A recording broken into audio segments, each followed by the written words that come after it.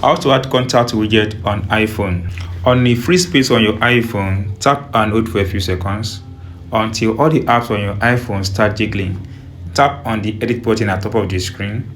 Tap on add widgets. Now from here, scroll up until you get to contact in the list of apps you have here. Now you have access to this widget option here. You have different options here.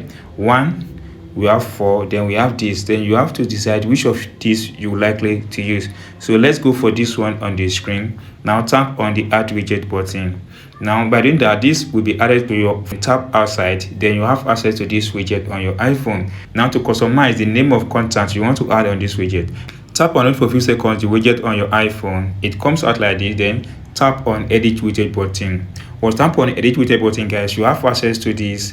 Then you can go ahead and change any of these you want to like. Then as well, you can drag these from 1 to up. Then you can tap any of these, like this one, tap on it, then select any of these you want to add into that widget on your iPhone. So with this, then tap done, then be able to have the widget display like this on your iPhone. So this is simple on how to add contact widget on your iPhone. If you enjoyed this tip and have not subscribed, please subscribe for more updates like this.